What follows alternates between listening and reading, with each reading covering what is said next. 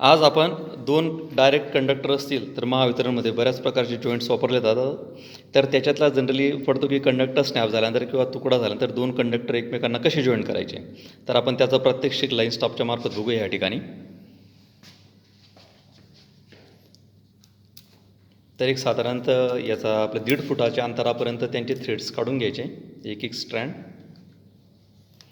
नंतर काढल्यानंतर जिथं दोघं कंडक्टरचा जॉईंटचा सेंटर असतो, आता हे इथं इथपर्यंत आहे, हा कंडक्टर इथपर्यंत आहे, यांचा सेंटर जवळपास इथं आहे.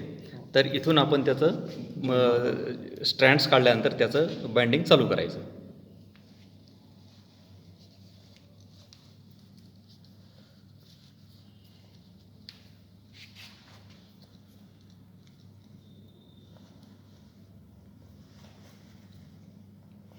पकडीने जो शेवटचा जो टोक असतो त्याचं ते पकडणे आपल्याला टाईट करून टाकतो आपण त्या ठिकाणी.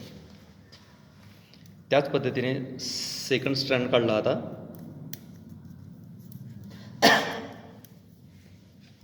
अशा पद्धतीने सेकंड काढल्यानंतर त्याचं पुन्हा बाइंडिंग चालू केली आपण त्या ठिकाणी. त्याच्या पुढे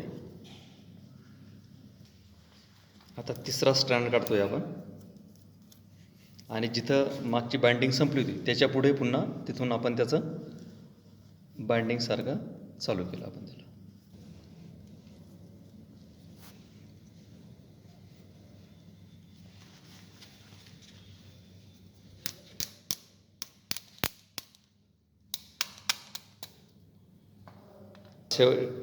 आता हा शेवटचा स्ट्रँड आहे आपला.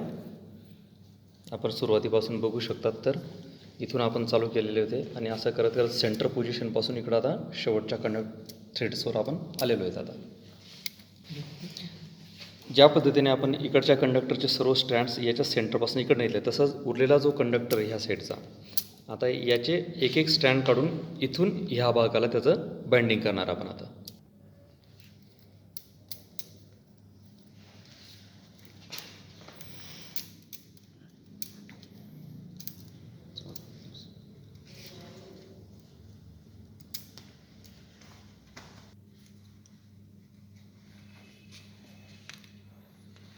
अशा पद्धतीने पलीकडच्या बाजूचाही आपला आता एक शेवटचा स्ट्रँड राहिलेला आहे.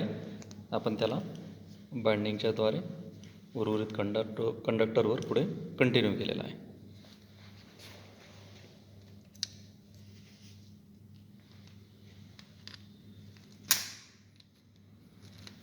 तर अशा पद्धतीने हा जॉईंट पूर्ण झालेला आहे. आपण पाहू शकतो की दोन कंडक्टर तुटल्यानंतर ते एकमेकांना कसे जॉईन करायचे. तर अशी जर पद्धत वापरली तर त्याचं स्ट्रेंथनिंगसुद्धा चांगलं वाढतं.